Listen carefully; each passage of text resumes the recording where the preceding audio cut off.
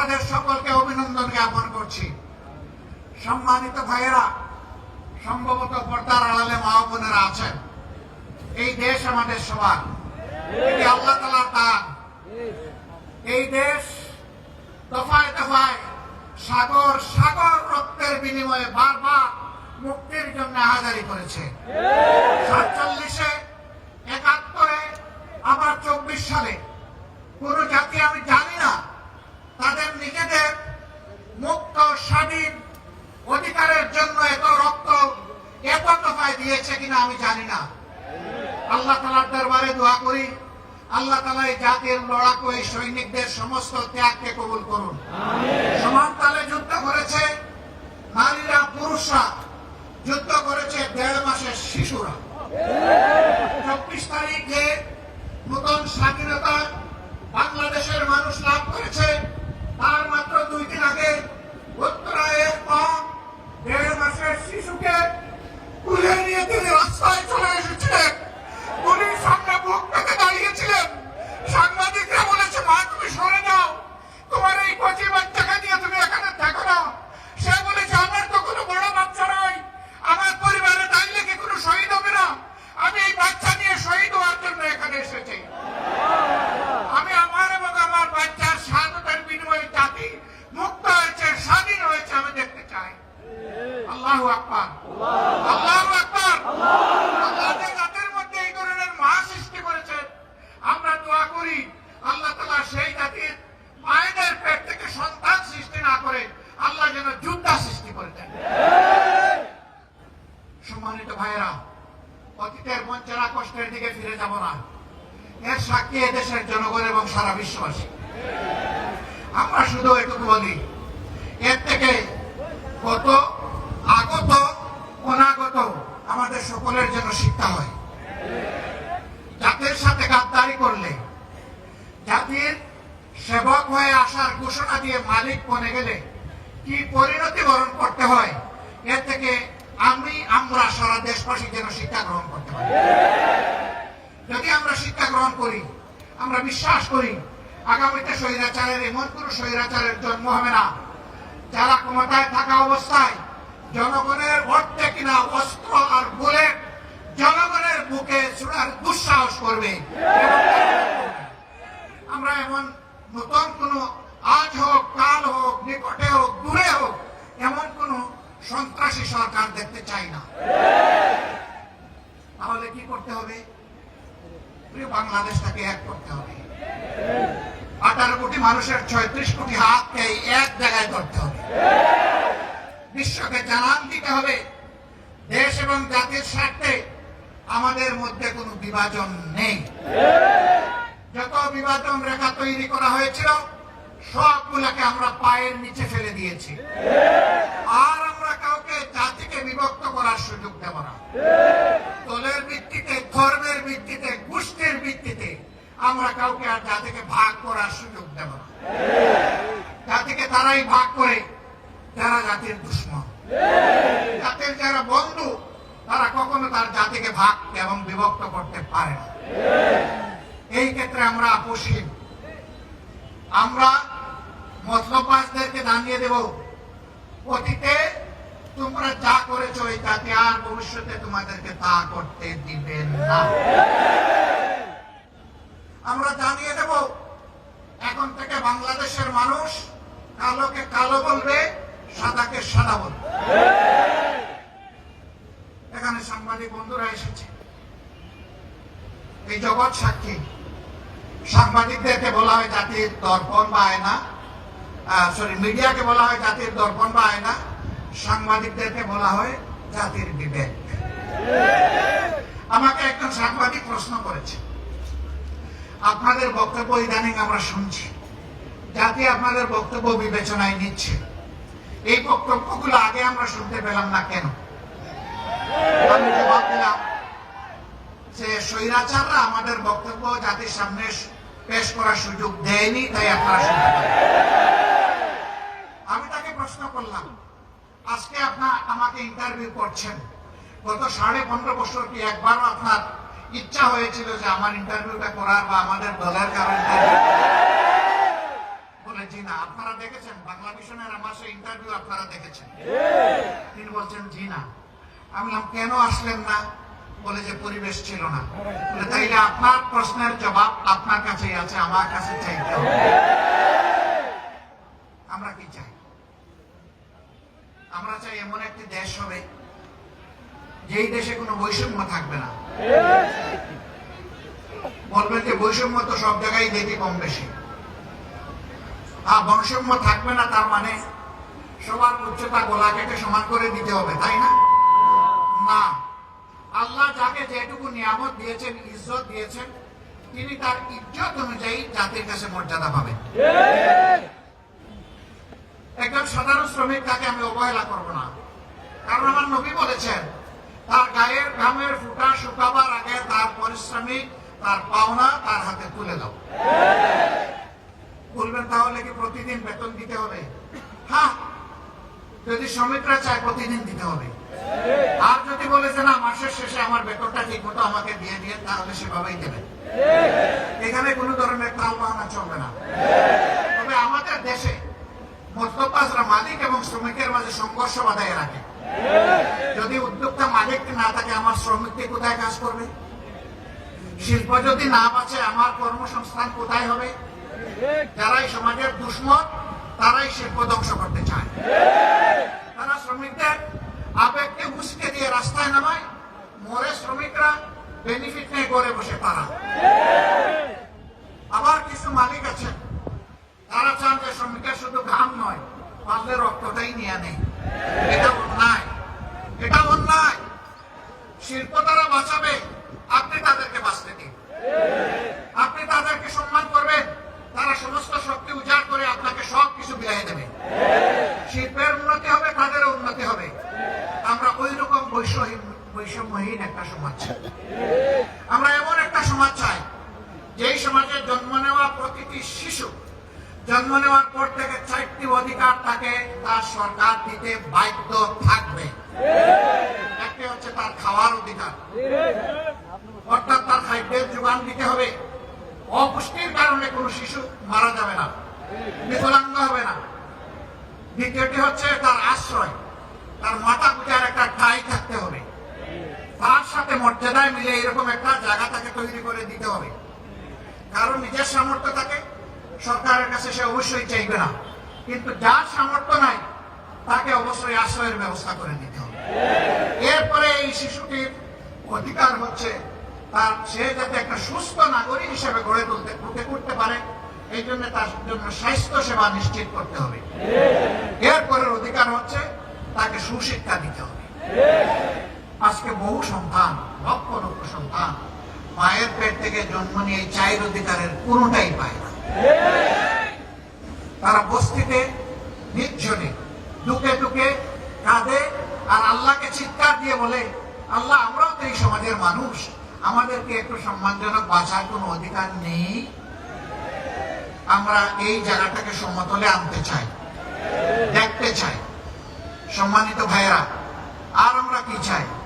আমরা চাই ব্যবসায়ীরা তাদের জায়গায় ব্যবসা করবে, কোন দুর্বৃত্ত চাঁদাবাজের সাহস হবে না তার কাছে গিয়ে চাঁদা চাইবে। যাকে আল্লাহ তাআলা গরিবী হালতে রেখেছেন, প্রয়োজনে সে ভিক্ষা করবে, কিন্তু কোন ক্যাডারকে এর আগে চাঁদা দিতে হবে না। সারাদিন ভিক্ষা করবে শ্রমিক, শ্রম দিবে কর্মচারী, কাজ করবে কর্মকর্তা, কাজ করবে কৃষক, মাঠে ফসল ফলাবে। বিকালে যখন সওদা কিনতে যাবে তখন 30 টাকা কেজি দরের পেঁয়াজ 300 টাকা হবে না। বাজারে স্বস্তি থাকবে, সহনীয় দ্রব্যমূল্য থাকবে, যাতে প্রতিটি মানুষ তার সামর্থ্য অনুযায়ী স্বস্তির সাথে বসবাস করতে পারে। তার সামাজিক নিরাপত্তাটা এমন হবে যে সে ঘরের মধ্যে দরজা খুলে হোক বন্ধ করে হোক রাতের বেলা শান্তিতে ঘুমাবে। কোন দুর্বৃত্ত তার সম্পদ কিংবা ইজ্জত লুণ্ঠন করার দুঃসাহস করবে না। আমরা এমন একটা সমাজ চাই। আমার এমন একটা সমাজ প্রয়োজন যে সমাজের শিক্ষিত মানুষগুলা কলমের কুচায় কোটি কোটি হাজার কোটি টাকা জাতির কাছ থেকে লুণ্ঠন করবে না। কলম হাতে নিয়ে কলিজাটা থরথর করে কাঁপবে। আল্লাহ আমার হাতে কলম তুলে দিয়েছেন, এই কলমের জায়গায় আমি যদি বেইনসাফি করি,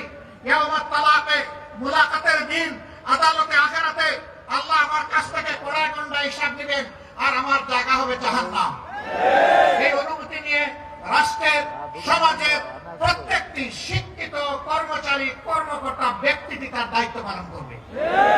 আমরা এখন কি দেখি, নির্বাচনের আগে যিনি এমপি ক্যান্ডিডেট তিনি পায়েদেরও বলেন যে আপনারা আমার বাবার মতো লাগে। যারা পায়ে ধরতেছেন হুশ নাই কারে ধরতেছেন, হয়তো তিনি তার ছেলের বয়সী। বলতেছেন যে আপনার বাড়িতে আসি, আপনার সাথে পরে কথা বলবো, আসেন আপনার বাবার কবরটা আগে জিয়ারত করি। এই লোকটা বলতেছে আস্তাগফিরুল্লাহ, আমার বাবা তো এখনো জীবিত আছেন, আপনি কবর পাবেন। নির্বাচনের সময় গিয়ে বলে যে আপনারে আমার মায়ের পেটের ভাইয়ের মতো লাগে দেখতে। নির্বাচন চলে গেলে বলে তুমি কে বেটা, শালার বেটা, এখান থেকে পালাও। এখানে আসছো কেন, কিভাবে আসছো, কে তোমাকে আসতে দিল? ও বাবা, ওর তো এখন জান বাহির হওয়ার পর। আমরা ওই রকম ভণ্ড রাজনীতিবিদ চাই না, আমরা চাই উমরি শাসন। রাতের বেলা উমরের সবাই ঘুমাবে তার রাজ্যে, তিনি খলিফা, তার ঘুম তিনি জনগণের জন্য আল্লাহর কাছে ওয়াকফ করে দেবেন। রাস্তায় বের হয়ে দেখবেন তার রাজ্যের নাগরিকরা কে কোন কষ্টে আছে, খুঁজে বের করে পরের দিন সকালে নিজেই তার সমাধান দিবেন হাতে তুলে। আমরা সেই রকম শাসক চাই, গ্রামের মেম্বার থেকে শুরু করে পার্লামেন্ট মেম্বার পর্যন্ত, পিএম থেকে শুরু করে বঙ্গভবনের প্রেসিডেন্ট পর্যন্ত আমরা ওই রকম পদাবির ও দায়িত্বশীল শাসক চাই। এই শাসক হলে আপনারা কি মন খারাপ করবেন? এরকম শাসক হইলে আমরা সবাই চাই, কিন্তু সবাই চায় না। গরম ভাতে বিড়াল বেজার।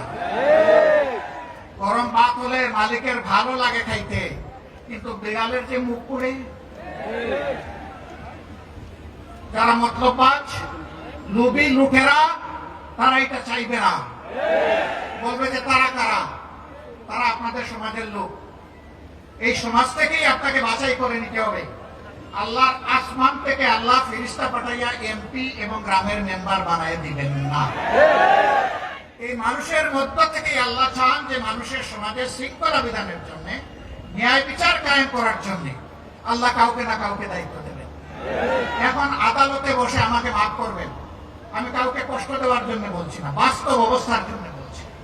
আদালতে বসে একজন বিচারক যদি ঘুষ খান, আদালতে বসে কোনো বিচারক যদি বলে আমি শপথবদ্ধ রাজনীতিবিদ, তাহলে তার কাছে কি ন্যায় বিচার পাওয়া যাবে? যাবে না। আমরা কোনো শপথবদ্ধ রাজনীতিবিদকে আদালতের বিচারক হিসাবে দেখতে চাই না। একজন সরকারি কর্মকর্তা কর্মচারী তিনি রাষ্ট্রের সেবক, কিন্তু দল গোষ্ঠী কিংবা ব্যক্তির সেবক নয়। আমরা এমন কোন কর্মকর্তা কর্মচারী আগামীতে দেখতে চাই না যে যাদেরকে বাধ্য করা হবে রাষ্ট্র জনগণ বাদ দিয়ে গোষ্ঠীর পূজা করার জন্য। এমন একটা দেশ আমাদের সকলের কামনা, সেই দেশটা আমাদেরকেই গড়তে হবে ইনশাআল্লাহ। বাংলাদেশ জামাতে ইসলামী কমিটেড 15.5 বছর ইতিহাসের বর্বরতম নির্যাতন চালানো হয়েছে জামাতে ইসলামের উপর। 1-2 করে 11 জন শীর্ষ নেতাকে হত্যা করা হয়েছে, জুলুম করে বিচারিক হত্যাকাণ্ড ঘটানো হয়েছে। তার সর্বশেষ দুঃখজনক ঘটনার শিকার হয়েছেন আমাদের কলিজার টুকরা আল্লামা দিলওয়ার হোসেন সাঈদ। শহীদ আমিরে জামাত মওলানা মতিউর রহমান নিজামী থেকে শুরু করে অধ্যাপক গোলাম আজম রাহিমাহুল্লাহ থেকে শুরু করে যাদেরকে হত্যা করা হয়েছে, আমরা দেখতে চাই এই জগতে সেই হত্যাকারীদের বিচার হয়েছে। হত্যার পরিকল্পনাকারী, মাস্টার মাইন্ড, হত্যা বাস্তবায়নকারী, আদালতে বসে যারা দুষ্ট রায় দিয়েছে তারা, যারা মিথ্যা সাক্ষী দিয়েছে তারা, ইনভেস্টিগেশন করতে গিয়ে যারা নাটক বানিয়েছে তারা, এদের কেউ যেন সেই অপরাধ থেকে রেহাই না পায়। সম্মানিত বন্ধুগণ, শুধু কি আমাদের নেতৃবৃন্দকে আর কর্মীদেরকে হত্যা করা হয়েছে না, এরা গোটা জাতিকে হত্যা করতে চেয়েছিল। সেনাবাহিনীর 57 জন কমিটির 24 দেশপ্রেমিক অফিসারকে নির্মমভাবে ক্ষমতায় আসার মাত্র 2 মাসের ভিতরে হত্যা করা হয়েছে। পিডিআর বাহিনীকে ধ্বংস করা হয়েছে, নিজেদের ক্ষমতায় যাওয়ার সিঁড়ি হিসেবে তাদেরকে বলির পাজা বানানো হয়েছে। এই সবগুলার বিচার চাই। নিরীহ মানুষগুলা যারা জেলে বন্দী আছে তাদের সবার মুক্তি চাই। এটি মেজরুল ইসলাম, তিনি কি দুষ্কার ছিলেন, তার বিরুদ্ধে 1.5 মাইল দূর থেকে অমাবস্যার রাতে তারে নাকি দেখে চিনছে, এটাও সাক্ষী তার বিরুদ্ধে। এইরকম বাজে সাক্ষী, মিথ্যা সাক্ষী হুমকির মাধ্যমে, বাজে এবং মিথ্যা অভিযোগের মাধ্যমে যারা চলে গেছেন তাদেরকে ফেরত পাবো না। কিন্তু আমরা দেখতে চাই যে আজহারুল ইসলাম সাহেবের পর এখন যেন ন্যায় বিচার করা হয়। সম্মানিত ভাই ও বন্ধুগণ, আমরা বলেছিলাম আমরা প্রতিশোধ নেব না, আইন হাতে তুলে নেব না। মহান রবের শুকরিয়া আদায় করি, ৫৬,০০০ বর্গ মাইলের আমাদের ২.৫ কোটি সহযোগী আল্লাহর মেহেরবানি চরম ধৈর্য ধারণ করেছে। কেউ বলতে পারবে না এত বড় পরিবর্তনের পরে তারা কারো গায়ে হাত দিয়েছে, কারো ইজ্জতে টান দিয়েছে, কারো কাছে চাঁদা চেয়েছে, রাজপথ অথবা ফুটপাত দখল করেছে, কোন ব্যবসায়ীকে হয়রান করেছে, হুমকি দিয়েছে। আল্লাহর মেহেরবানি কেউ বলতে পারবে না। যে আল্লাহ তৌফিক দিয়েছেন, আবার মাথা নত করে সেই আল্লাহ শুকরিয়া আদায় করে আলহামদুলিল্লাহ। আমরা আমাদের ক্রোধকে পায়ের নিচে ফেলেছিলাম, আল্লাহর কাছে চেয়েছিলাম, আল্লাহ এটা যদি বিজয়ের প্রাথমিক আলামত হয়, এখানে গোলামদের বান্দিদের অহংকার করার কোনো জায়গা নেই। সমস্ত প্রশংসা কেবল তোমার। তুমি যে ৩ দফা কর্মসূচি দিয়েছো, বিজয়ের সাথে ওইটাই আমরা পালন করবো। ফাসাব্বিহ বিহামদি রাব্বিকা ওয়াস্তাগফির। আমরা তোমার প্রশংসা গাইব, আমরা তোমার পবিত্রতা বয়ান করব, করতেই থাকবো। আর মানুষ হিসাবে আমাদের যত ত্রুটি বিচ্যুতি হয়েছে তার জন্য তোমার কাছে ইস্তেগফার করবো, মাফ চাই। আমরা আমাদের কর্মীদেরকে বলেছিলাম যে সেজদায় পড়ুন, চোখের পানি দিয়ে খুশির সাথে আল্লাহ শুকরিয়া দেয়। আমরা বলেছিলাম কমপক্ষে একটা রোজা রেখে আল্লাহ শুকরিয়া দেয়। আমরা বলেছিলাম কমপক্ষে 2 রাকাত নফল নামাজ পড়ে বলেন, ও আল্লাহ সমস্ত মেহেরবানি তোমার, তোমার কাছে আমরা শুকরিয়া আদায় করছি, আর কার কাছে নয়। আমরা বলেছিলাম নিজের তৌফিক অনুযায়ী অসহায় মানুষকে একটু সাদাকা দেন। আলহামদুলিল্লাহ, দেশে বিদেশে যত জায়গায় আমাদের সহকর্মী শুভাকাঙ্ক্ষীরা ছিলেন, তারা সবাই এই কাজ করেছেন। আমি আল্লাহ শুকরিয়া আদায় করি, আমাদের ভাই বোনদেরও আমি শুকরিয়া আদায় করি। বলবেন তাহলে এত বড় পরিবর্তনে কারোকে কোনো ভূমিকা নেই?